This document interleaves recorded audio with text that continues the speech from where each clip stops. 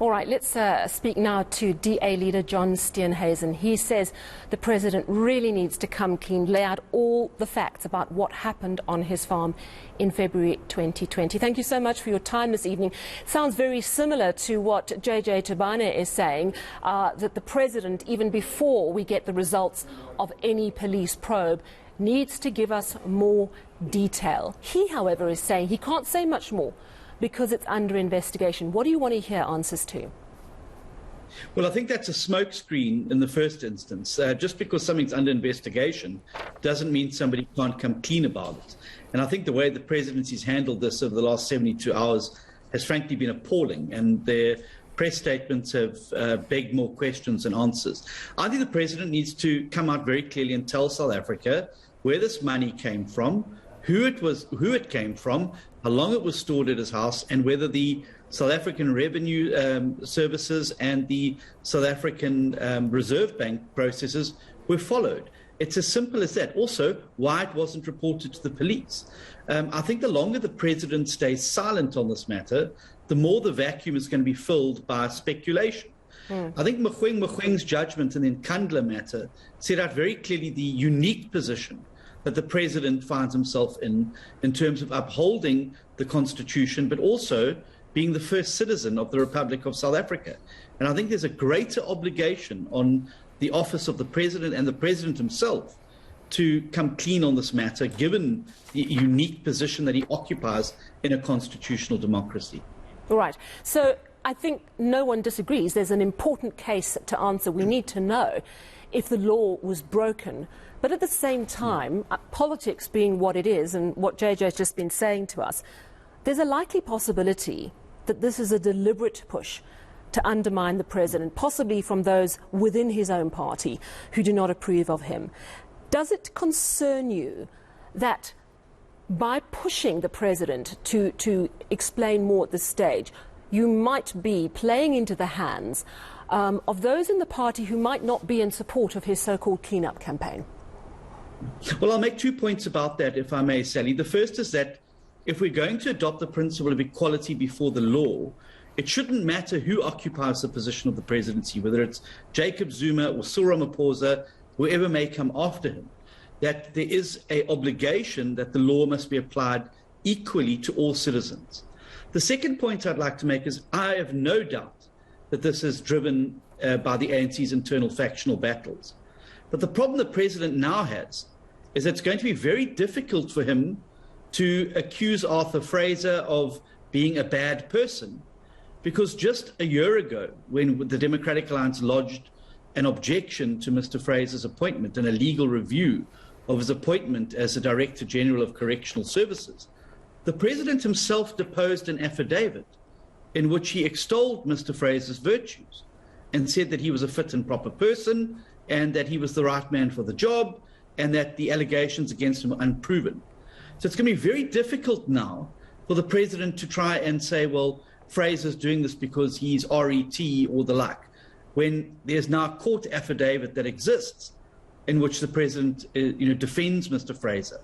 And this is exactly the problem the president finds himself in with that. So I've no doubt this is an internal anti-factional matter that's come out, and I think there's going to be much more information that starts to emerge as we move closer to that time.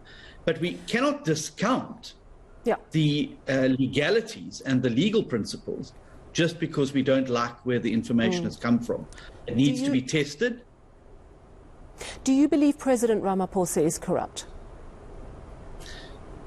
Well, it's a hard thing to answer until we have the facts. And I think I would like to give the president the benefit of the doubt. But it's hard to do that, Sally. It's hard to do that as the media. It's hard to do that as the opposition. It's hard to do that as anybody while the president stays quiet on his case. And this is the problematic approach that he has adopted. By saying, well, I'm not going to talk about this anymore, he's allowing the speculation to fill that vacuum.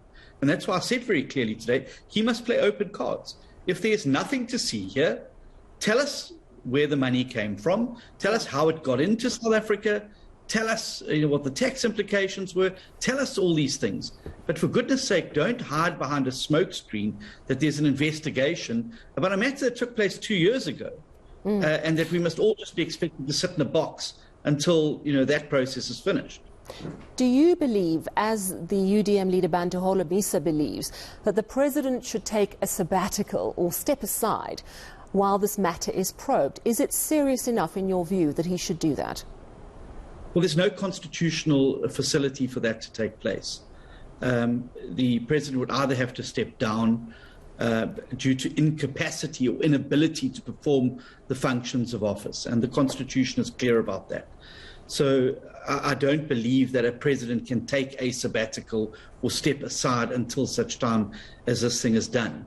I think what he needs to do is to make a full account, and then the public needs to decide, and the president needs to consider his options about what the next steps are. But I think it would be disastrous for the country to be left in limbo with a president who was off the job on a sabbatical, a deputy president who was filling the vacuum.